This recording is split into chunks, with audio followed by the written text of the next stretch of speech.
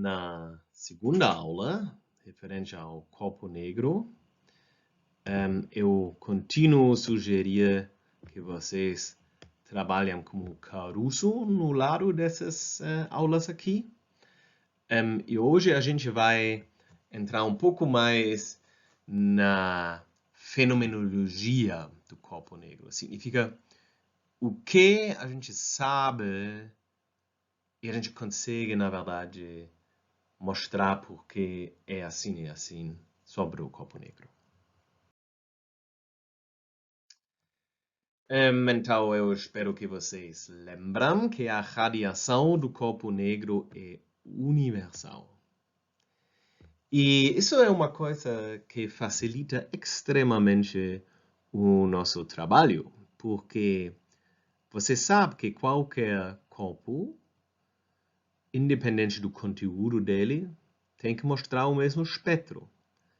Então, dependendo da sua preferência, você deve ser capaz de deduzir as propriedades do corpo negro de gás de elétrons, de gás de fótons, de qualquer outra coisa que você consiga tratar matematicamente. Então, você pode escolher o sistema mais fácil. E vocês aprenderam. Talvez isso agora para vocês, no momento, não é tão claro qual é a vantagem disso, mas aqui nos exercícios eu espero que vai ficar claro um pouquinho. Né? A gente vai entrar nesse tópico relativamente superficialmente. Então, isso é o espectro do corpo negro que vocês conheceram também na última aula.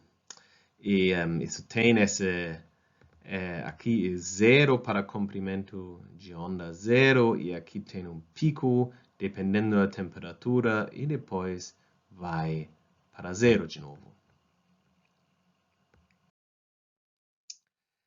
Começamos com a lei de Stefan Boltzmann. A lei de Stefan Boltzmann, agora a gente quer saber por que a radiação do corpo negro é assim como ela é. E a primeira coisa que a gente faz uma coisa bem simples. A gente olha para a radiação total. E a radiação total, por exemplo, em 500 Kelvin, você receberia, se você pega o integral sobre todos os comprimentos de onda aqui, entendeu? Se você pega o integral sobre todos os comprimentos de onda, você recebe essa área aqui embaixo. Isso vocês sabem, porque eu perguntei isso na primeira lista. E agora vocês conseguem ver, se a gente tem 7000 Kelvin, essa área é muito maior. Então a gente radia muito mais energia. A potência é maior, a potência radiada é maior. A lei disso é isso aqui.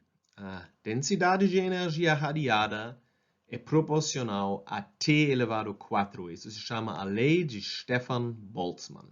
São dois físicos diferentes, Stefan e Boltzmann. Essa lei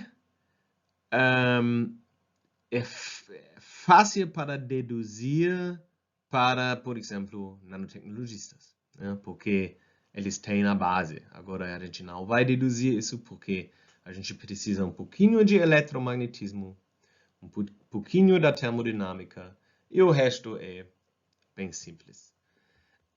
Mas a gente não vai deduzir, a gente vai aceitar que isso aqui podemos deduzir com física clássica e eletromagnetismo. Isso significa que um corpo, porque aqui a gente tem esse quadro, com o duplo da temperatura, a dobra da temperatura, tem 16 vezes a potência radiada, né? Porque 2 elevado a 4 é 16. Isso é bem consistente com a nossa experiência, né? Porque se vocês olham para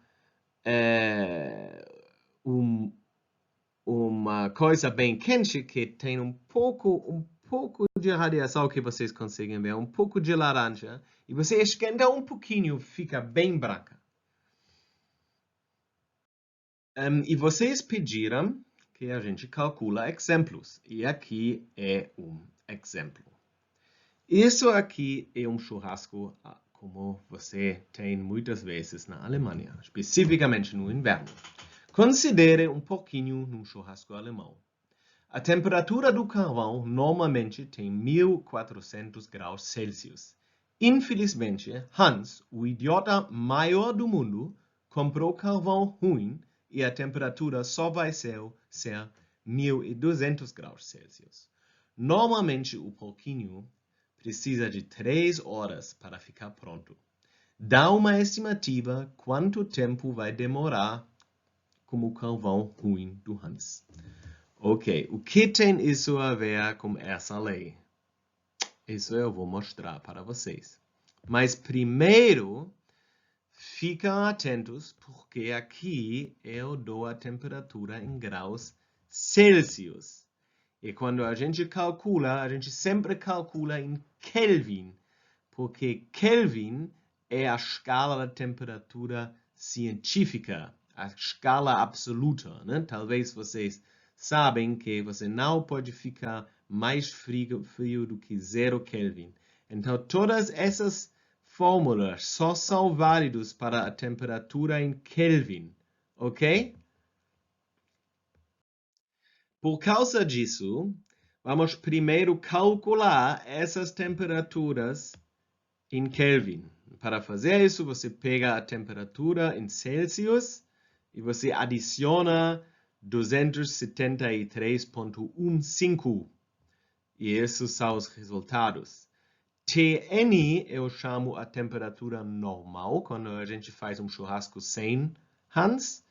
E 1473, TH, que é 1473, eu chamo a temperatura com um churrasco como o carvão de Hans. Agora, sabemos que em 3 horas, isso eu dei no início, o pouquinho normalmente absorve suficiente energia.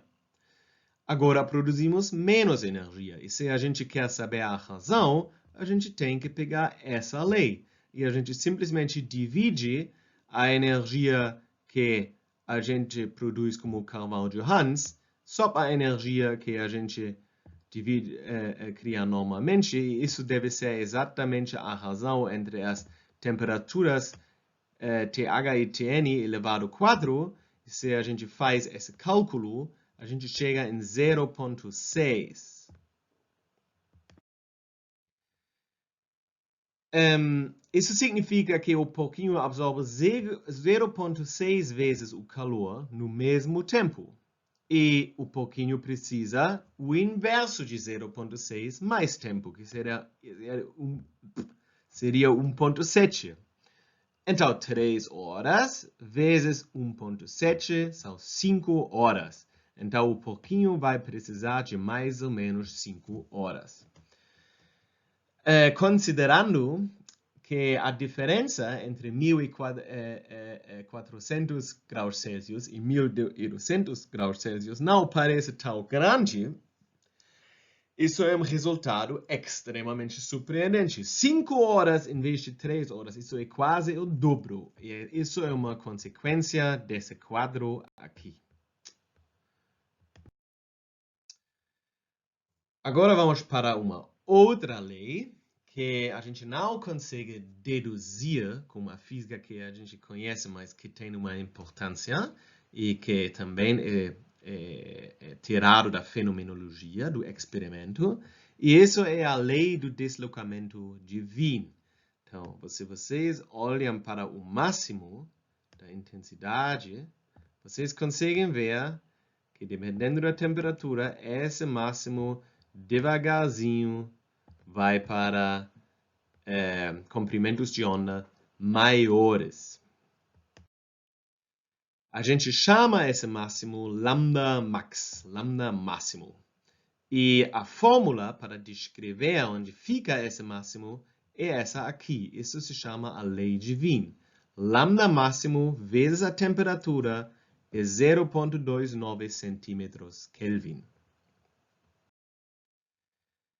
Isso é algo que também a gente consegue ver, porque quando vocês têm coisas muito quentes, você tem as áreas mais frias que parecem vermelhos e as áreas mais quentes que parecem brancas. E vocês sabem talvez que as áreas mais quentes normalmente têm um pouco de azul, porque azul tem um comprimento de onda ainda menor. A superfície do corpo humano, agora, o exemplo. Então, a superfície do corpo humano tem mais ou menos 33 graus Celsius.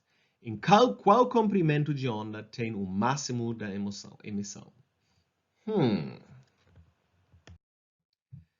Ok, vamos. Primeiro passo, como sempre, a gente calcula em Kelvin. Então, 33 graus Celsius igual a 306,15 Kelvin. E agora fica bem fácil, porque a gente consegue mudar essa fórmula, escrever em termos de lambda max. E isso aqui é a divisão que a gente tem que fazer. E se vocês fazem essa divisão em casa, o que deve sair são 9,5 micrômetros.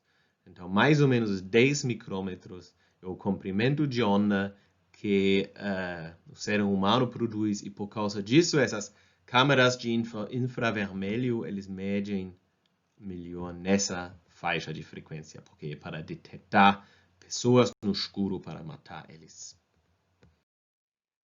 Essa lei divina, como todas as leis da natureza, é basicamente programado na nossa DNA. E por causa disso, a gente tem um sentimento de calor associado com luz. E eu já falei para vocês que hoje em dia os LEDs, eles não produzem mais luz nessa maneira clássica, nessa maneira de radiação térmica, eles têm um outro método. E se você agora tem um LED normal e você baixa a intensidade da luz na sua sala que você instalou com muito dinheiro, você vai ver que a luz também, quando está mais escuro, não fica muito agradável, não fica nesse jeito como a gente gosta. E por causa disso, empresas como a empresa holandesa Philips, eles produzem LEDs que automaticamente se adaptam e basicamente simulam a radiação do corpo negro para você se sentir mais em casa quando baixam um pouco a intensidade da luz. E essa lei de deslocamento de Wien tem uma relevância enorme também na astrofísica ou na astronomia. Porque se a gente mede o pico da intensidade da luz de uma certa estrela, a gente vai saber a temperatura dessa estrela. E isso é algo muito legal. Tá bom, e com isso a gente vai terminar essa aula com coisas fenomenológicas. E até agora, para ninguém deve ser claro como isso pode ter a ver com a mecânica quântica ou com física muito, muito interessante. Mas na próxima aula a gente vai entrar nesse tópico.